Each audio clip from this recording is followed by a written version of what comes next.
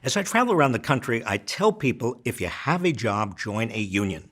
And if you don't have a union, start one.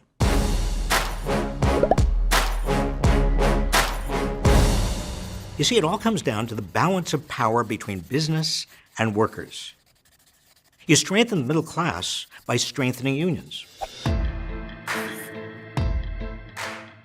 In the mid-1950s, unions were strong, and wages grew in tandem with the economy. Nearly one-third of all workers in the United States were unionized. This gave workers across America, even those who weren't unionized, significant power to demand and get better wages, hours, benefits, and working conditions. Yet starting in the 1980s, with increasing ferocity since then, private sector employers have fought against unions.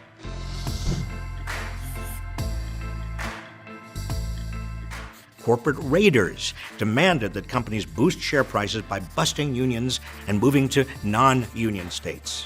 Ronald Reagan's administration fired the nation's unionized air traffic controllers and launched an all-out assault on workers' rights, concentrating even more power in the hands of corporate executives. In short, anti-worker corporations and politicians joined together to stop workers from joining together.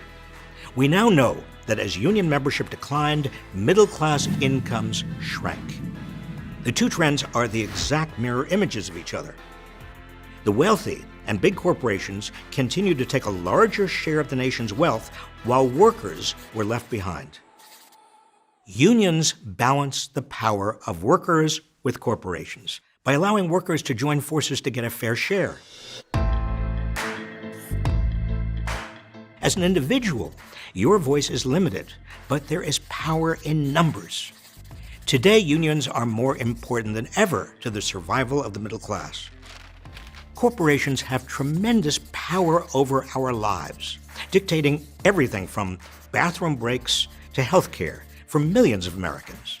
In the halls of Washington and state legislatures, their political power has allowed them to block increases in the minimum wage, roll back workplace protections, and deny workers their benefits. Unless workers balance the power of big corporations, the middle class will continue to get a smaller piece of the pie as more and more wealth goes to those at the top.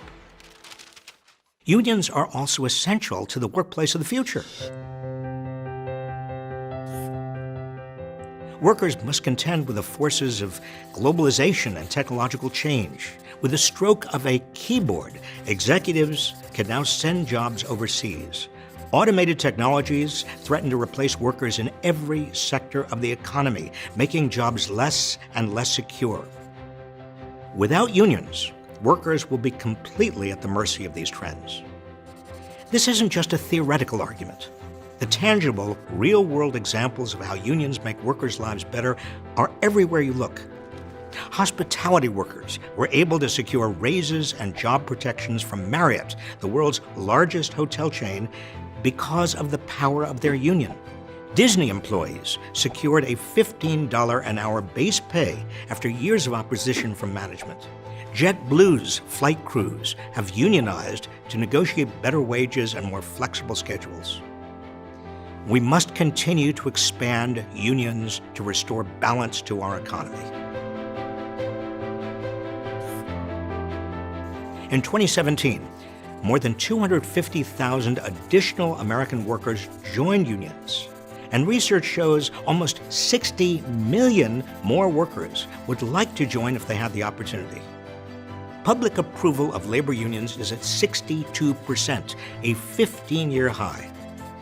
That's why powerful corporations and their enablers in government are trying to squash workers by pushing so-called right-to-work laws and undermining health care, workplace safety, and retirement protections.